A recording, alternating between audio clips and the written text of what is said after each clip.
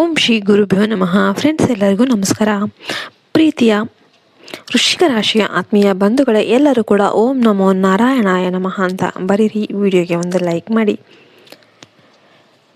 ನೀವು ಈ ಸಂದೇಶ ಕೇಳ್ತಾ ಇದ್ದೀರಿ ಅಂದರೆ ಇದು ಕೇವಲ ಒಂದು ಯಾದೃಚ್ಛಿಕ ಘಟನೆ ಅಲ್ಲ. ನಿಮ್ಮ ಜೀವನದಲ್ಲಿ ಬಹಳ ದೊಡ್ಡ ಬದಲಾವಣೆ ನಡೆಯುವ ಮುನ್ನ ಬ್ರಹ್ಮಾಂಡ ನಿಮಗೆ ಒಂದು ಮಹತ್ವದ ಸೂಚನೆಯನ್ನು ನೀಡ್ತಾ ಇದೆ.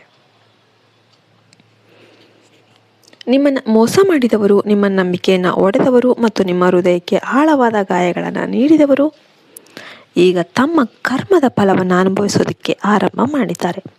ನೀವು ಬಹಳ ದಿನಗಳಿಂದ ಮೌನವಾಗಿ ಅನುಭವಿಸಿದ ನೋವು, ಅವಮಾನ ಮತ್ತು ನಿರಾಸೆಗಳು ಈಗ ಒಂದು ಅಂತ್ಯವನ್ನು ಕಾಣ್ತಾ ಇವೆ. ವೃಶ್ಚಿಕ ರಾಶಿಯವರು ಸ್ವಭಾವತಃ ತುಂಬ ಆಳವಾದ ಮನಸ್ಸಿನವರು. ನೀವು ಯಾರನ್ನಾದರೂ ನಂಬಿದರೆ ಸಂಪೂರ್ಣ ಹೃದಯದಿಂದ ನಂಬ್ತೀರಿ. ಪ್ರೀತಿಸಿದರೆ ಪ್ರಾಣ ಕೊಟ್ಟು ಪ್ರೀತಿ ಮಾಡ್ತೀರಿ. ದ್ವೇಷ ಮಾಡಿದರೆ ನೀವು ಯಾವುದೇ ಕಾರಣಕ್ಕೂ ಯಾರನ್ನು ದ್ವೇಷ ಮಾಡೋದಕ್ಕೆ ಸಾಧ್ಯನೇ ಇಲ್ಲ. ನೀವು ಯಾರ ಜೊತೆ ಫ್ರೆಂಡ್ಶಿಪ್ ಮಾಡಿದರೆ ಜೀವಮಾನ ಇಡೀ ಅದನ್ನು ಕಾಪಾಡಿಕೊಂಡು ಇರ್ತೀರಿ. ಆದರೆ ಇದೇ ಕಾರಣದಿಂದ ಕೆಲವರು ನಿಮ್ಮ ಒಳ್ಳೆತನ ಏನಿದೆ ಅದನ್ನು ಬಳಸ್ಕೊತಾ ಇದ್ದಾರೆ. ನಿಮ್ಮ ರಹಸ್ಯಗಳನ್ನು ತಿಳಿದು ನಿಮ್ಮ ವಿರುದ್ಧ ಬಳಸ್ತಾ ಇದ್ದಾರೆ. ನಿಮ್ಮ ಭಾವನೆಗಳೊಂದಿಗೆ ಆಟ ಆಡ್ತಿದ್ದಾರೆ.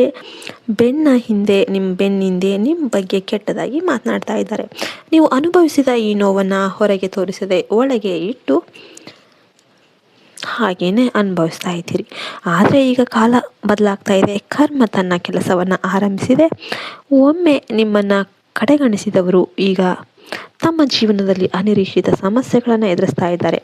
ಅವರು ಕಳೆದುಕೊಂಡ ವ್ಯಕ್ತಿಯ ಮೌಲ್ಯವನ್ನು ಈಗ ಅರ್ಥ ಮಾಡ್ಕೊಳ್ತಿದ್ದಾರೆ. ನಿಮ್ಮ ಜೀವನದಿಂದ ದೂರವಾದ ಕೆಲವರು ಮತ್ತೆ ನಿಮ್ಮ ಸಂಪರ್ಕಕ್ಕಾಗಿ ಪ್ರಯತ್ನ ಮಾಡ್ತಿರಬಹುದು. ಅವರು ಕ್ಷಮೆ ಕೇಳಬಹುದು. ಹಳೆಯ ಸಂಬಂಧವನ್ನು ಮತ್ತೆ ಕಟ್ಟಿಕೊಳ್ಳೋದಕ್ಕೆ ಬಯಸ್ತಾ ಇರಬಹುದು. ಆದರೆ ವೃಶ್ಚಿಕ ರಾಶಿಯವರೇ, ಈ ಬಾರಿ ನೀವು ನಿಮ್ಮ ಹೃದಯಕ್ಕಿಂತ ನಿಮ್ಮ ಬುದ್ಧಿಗೆ ಹೆಚ್ಚು ಮಹತ್ವ ನೀಡಬೇಕು. ಮುಂದಿನ ದಿನಗಳಲ್ಲಿ ನಿಮ್ಮ ಜೀವನದಲ್ಲಿ ಅನೇಕ ಶುಭ ಬೆಳವಣಿಗೆಗಳು ಸಂಭವಿಸುವ ಸಾಧ್ಯತೆ ಇದೆ. ಉದ್ಯೋಗ ಕ್ಷೇತ್ರದಲ್ಲಿ ಹೊಸ ಅವಕಾಶಗಳು ಕಾಣಿಸಬಹುದು. ವ್ಯವಹಾರದಲ್ಲಿ ಲಾಭ ಹೆಚ್ಚಾಗಬಹುದು. ಕುಟುಂಬದಲ್ಲಿ ಸಂತೋಷದ ಸುದ್ದಿ ಕೇಳಿ ಬರಬಹುದು. ನಿಮ್ಮ ಪರಿಶ್ರಮಕ್ಕೆ ತಕ್ಕ ಫಲ ಸಿಗುತ್ತೆ. ಬಹಳ ದಿನಗಳಿಂದ ನಿಂತಿದ್ದ ಒಂದು ಕೆಲಸ ಯಶಸ್ವಿಯಾಗಿ ಪೂರ್ಣಗೊಳ್ಳಬಹುದು. ನಿಮ್ಮ ವಿರುದ್ಧ ಮಾತನಾಡಿದವರೇ ನಿಮ್ಮ ಸಾಧನೆಯನ್ನು ನೋಡಿ ಬೆರಗಾಗಬಹುದು.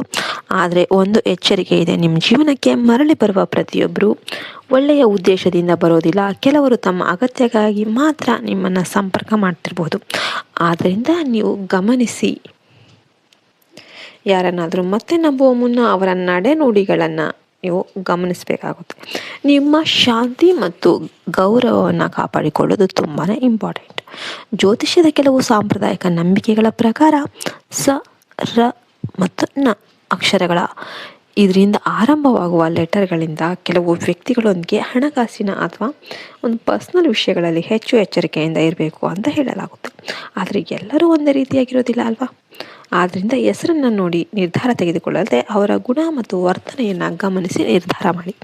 ಈ ಸಮಯದಲ್ಲಿ ಪ್ರತಿದಿನ ಬೆಳಿಗ್ಗೆ ಅಥವಾ ಸಂಜೆ ಓಂ ನಮೋ ನಾರಾಯಣಾಯ ನಮಃ ಇಲ್ಲಾಂದರೆ ಓಂ ನಮಃ ಶಿವಾಯ ಈ ಮಂತ್ರವನ್ನು 108 ಬಾರಿ ಜಪಿಸಿದರೆ ಮನಸ್ಸಿಗೆ ಶಾಂತಿ, ಧೈರ್ಯ ಮತ್ತು ಆತ್ಮಬಲ ದೊರೆಯುತ್ತೆ ಅಂತ ನಂಬಲಾಗುತ್ತೆ.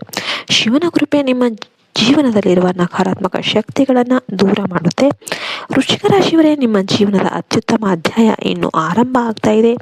ನಿಮ್ಮನ್ನು ಮೋಸ ಮಾಡಿದವರ ಬಗ್ಗೆ ಯೋಚನೆ ಮಾಡೋದನ್ನು ಬಿಟ್ಬಿಡಿ.